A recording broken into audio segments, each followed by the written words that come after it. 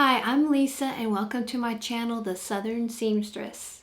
I hope everyone's doing well this year. Here in Arkansas, we are gearing up for some possible snow tomorrow, maybe like 3 to 5 inches.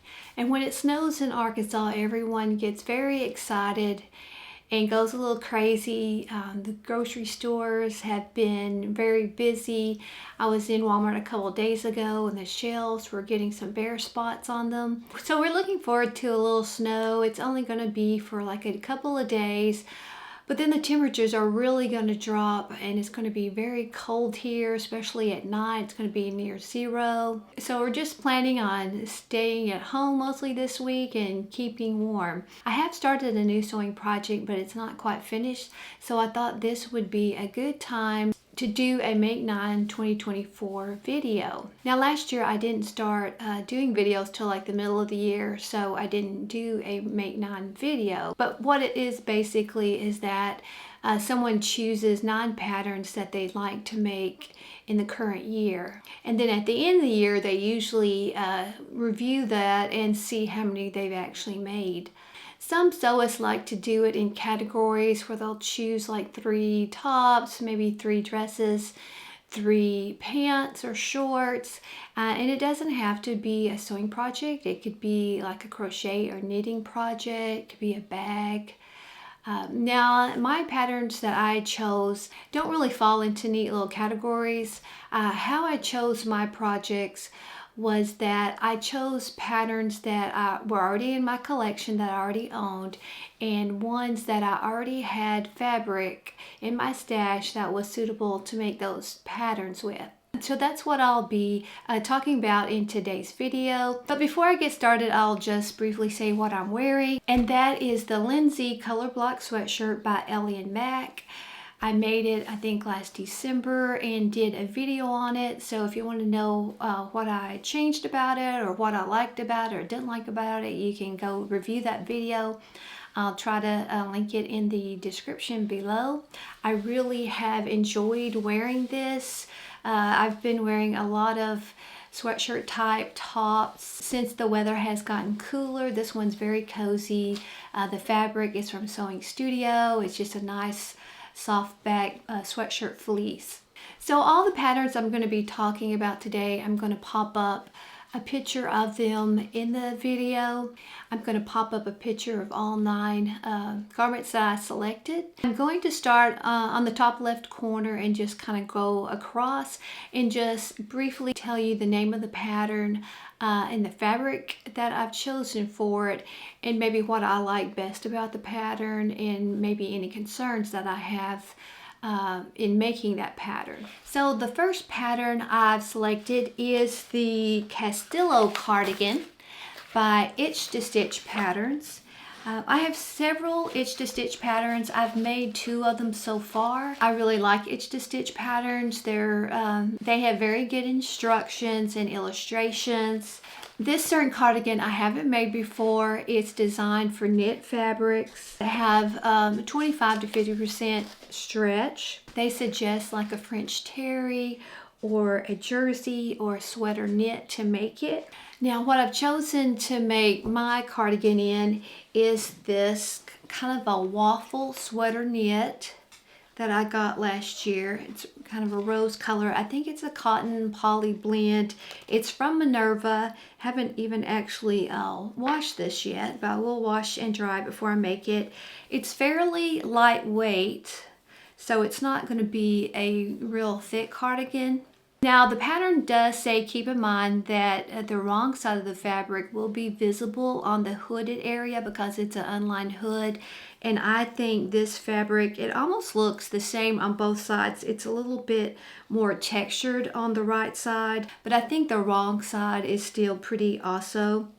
So I'm not worried about that. I did notice when I was looking through the pattern earlier that it also calls for some twill tape or ribbon that you're gonna bind this back seam on the collar. And I will probably go ahead and maybe bind off the inside of the side seams. I feel like this will be a fairly easy pattern, so I don't really have any concerns with the pattern.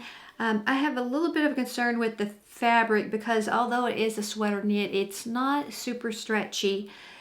It really has very little stretch vertically, and horizontally it has a little bit more. But I think the pattern is relaxed enough that it's not going to cause any problems. So number one will be the Castillo cardigan. Although I probably won't make these in the same order that I'm going to be talking about them. Now the second pattern that I've chosen is a little cardigan from the company Unfettered.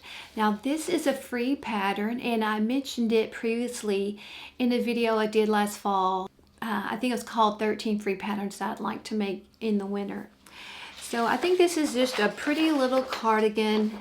Now it shows it in short sleeves, but I'm going to modify those sleeves and make them long. Like I said, I'm fairly cold-natured, and I really don't wear short sleeve cardigans. If I'm going to wear a cardigan, I want it to cover my whole arms. Now they do recommend lighter weight sweater knits for this pattern, and the fabric I've chosen is this lightweight sweater knit merino wool, and it was from Sewing Studio. It's gray with a little bit of a cream colored stripe in it.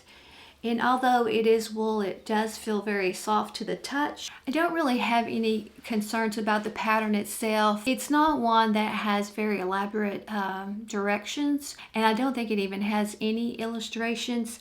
But I looked through the line items of directions, and it's fairly straightforward if you've made any kind of knitted cardigans or tops before. I don't think it will be any problem. The only concern I have maybe is that this fabric, although it calls for a thin knit, it is very knit. I can kind of slightly see through it. So I think the cardigan will work up fine, but I think I'll be wearing it more as a top than an actual cardigan, even though I probably will put some sort of lightweight layer underneath it. I will probably button it up and wear it as the top. So that is the pleated cardigan number 1021 by Unfettered Patterns, and it is a free pattern, and I think it is the only free pattern of the 9. The next pattern I've chosen is a very pretty blouse by Atelier Jupe. It's their Olivia blouse. I'm going to be making it out of this really pretty visco from Guthrie and Ghani, and it is called Teal Bee Happy Blooms. And I have a 1.3 meters, so I think that will be plenty of fabric for this pattern. I think this is just a lovely print. I love this teal background and with these pretty kind of lavender and pink flowers. And it's got a really nice drape. I think it is perfect blouse fabric. Now I was drawn to this pattern because I was kind of looking for one that had gathers around the neck and also had a neckband and a placket. This pattern also has a dress version. It has 3/4 length sleeves, and that's probably the length I will keep it. I think it's a very feminine looking blouse. Probably the only concerns I will have with the pattern is just, you know, getting the placket done without any puckers on the bottom, and also getting those pleats smoothly encased in that banded collar. But hopefully all that will go well. So that was the Olivia blouse by Atelier Jupe. The next pattern on my list is the Hathor vest by I Am Patterns. Now this will be my first I Am pattern. I had not really heard about them till late last year. I really like this pattern. It's pretty versatile. It has 3 different necklines. You can have a no collar, a banded collar, or a hood. It's got 2 different fastenings. You can do a zipper or snaps, and it's got 2 different pocket styles. Welt pockets and patch pockets. Now I've decided I'm going to do, I think, the banded collar with the welt pockets. And I think I'll do a zipper closing. The fabric I've chosen for this is some quilted fabric by Guthrie and Ghani, and it's in a color they call rosewood. One reason I wanted to get this fabric was that they also had matching lining fabric, so I didn't have to worry about matching my lining. So I've got the matching lining fabric. They also had matching zippers. So I've got my zipper ready, And I've also got matching thread. Now my only concern probably with this vest is that I've never worked with quilted fabric before.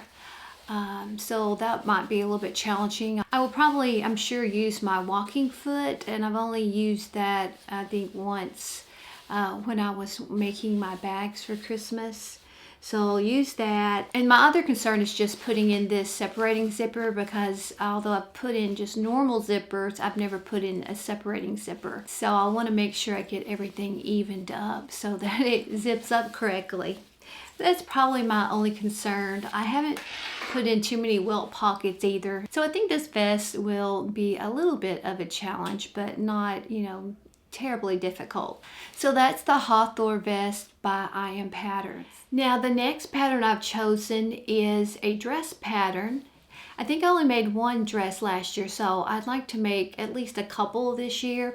And this dress is the Armadale dress by Style Art Patterns. Now I own several Style Art patterns. I think I've only got one of them made up so far, but they've all been PDF patterns. On this one, I actually have the printed pattern, and that's mainly because Amazon was running a sale on the Style Art patterns last year, and I could get a printed one with free shipping. So I'm looking forward to not having to tape a bunch of pages together, and I will probably just cut out the pattern. I'm not really into tracing a pattern, but I think this is just a really pretty basic shirt dress pattern. I like the collar, how it's kind of open and it's not up around the neck. I also really like how the waist is fitted, but then it the skirt kind of flares out. The fabric I've chosen for the dress is another one by Guthrie and Ghani, and it is called Pink Floral Confetti, and it's this real pretty floral. It kind of has a little bit of a black background, and it's a cotton lawn, so I think it will just sew up really well. Cotton lawn has a nice little crispness, but it's also very soft and has a little bit of a drape to it. So I think it will make a really pretty shirt dress. I guess if I have any concerns about the dress, it would just be maybe getting a good fit on the waist area, because I don't really like to make toiles. I kind of just go straight for the real garment. Sometimes I will make a partial toile. Now, if it had side darts, I probably would have made a toile like on the top portion, because I would want to see how the darts fell. But this certain dress pattern doesn't have side darts. It has some gathering from the waistline underneath the bust. And I do like that because I don't have to worry about the bust darts hitting in the right spot. I think I have about 2.5 meters of this fabric, so I will probably make it maybe like a midi length. I don't really like to wear dresses that hit the knee or right below the knee, because I have pretty short legs, and I think that makes them look even shorter. So I usually wear my dresses either a few inches just right above the knee, or I'm going to bring it down to a few inches above the ankle. But I'm looking forward to making this dress probably sometime this summer. So that was the Armadale dress by Style Art Patterns, and that's the only dress on my Make 9 list. So number 6 for my Make 9 2024 is another itch to stitch pattern. It is the Nazar Zip Up Hoodie. One thing I really like about this hoodie is just the line details on the front. It's kind of got a front yoke that angles down into a V. I think that's going to look really cute and be a nice design element to kind of set it apart from just your average hoodie. For this pattern, I'm going to make it up in this really soft, really plush feeling sweatshirt fleece from Sewing Studio. I think it's called something like Chai Latte or something like that, but it's a really pretty taupe that's got a little bit of black running through it. Now, late in December, I had made an order from Mood Fabrics, and while I was doing my order, I decided I should go ahead and order a zipper. This jacket also has a separating zipper, and that's probably would be my main concern with this pattern. I ordered this brown zipper from Mood Fabric, And besides it just being a separating zipper, I'm a little concerned because this is a really heavyweight zipper. I had to order the zipper and the pull separately, and those two items together was about $20. And I've never paid, you know, $20 for a zipper. So, and also they only had a couple of links, so I'm going to have to cut this zipper off, but the pattern has directions about doing that. So my concern is that I might mess up a $20 zipper, but hopefully everything will work out well. It does feel very heavy duty. It's definitely a lot heavier feeling than this rose one that I got for the vest. Because it's not a mood zipper, it was just from Guthrie and Ghani. But this is a nice, really heavy duty zipper. And this is a type of jacket that, you know, it's always going to be in style. So I don't mind investing a little more like in the hardware for it. And because I think I will, you know, wear it for many, many years to come. So that's the Nazar hoodie from Itch to Stitch pattern. Now the next pattern I chose is a sweatshirt pattern by McCalls, and it's McCall's 8054. I like this pattern because it has several different views, several different options that you can make. I'm going to make view A, which is a color block sweatshirt. It looks a little different than your average sweatshirt. It looks like the neck is a little bit more scooped. The raglan sleeves look like they have a little bit of fullness in towards the cuffs, more than maybe a regular sweatshirt. The fabric I'm going to use for this pattern is from Guthrie and Ghani, and it is a fleece back French terry that's really cute.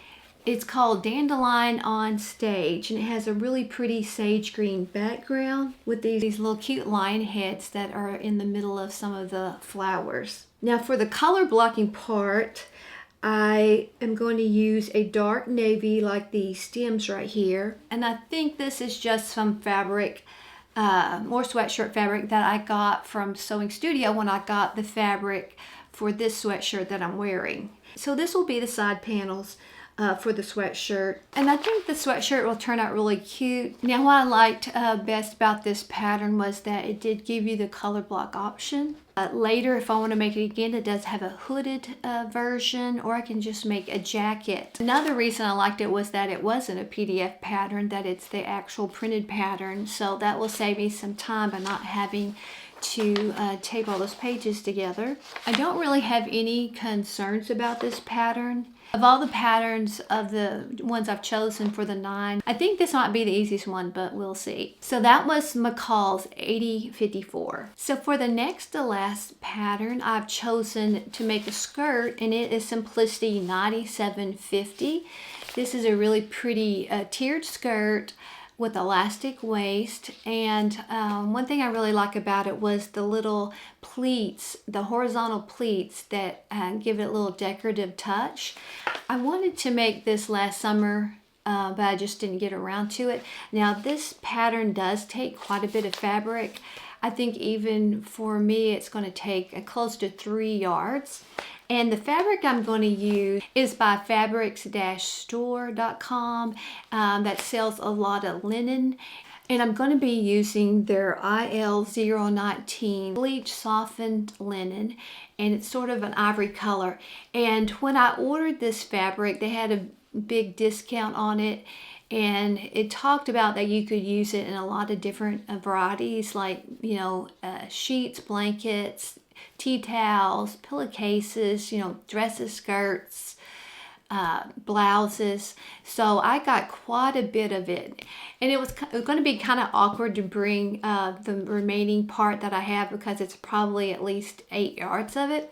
So I did use it last summer to make the kit blouse by Seamwork. So I thought I would just show you that blouse so that you could tell what the fabric looked like.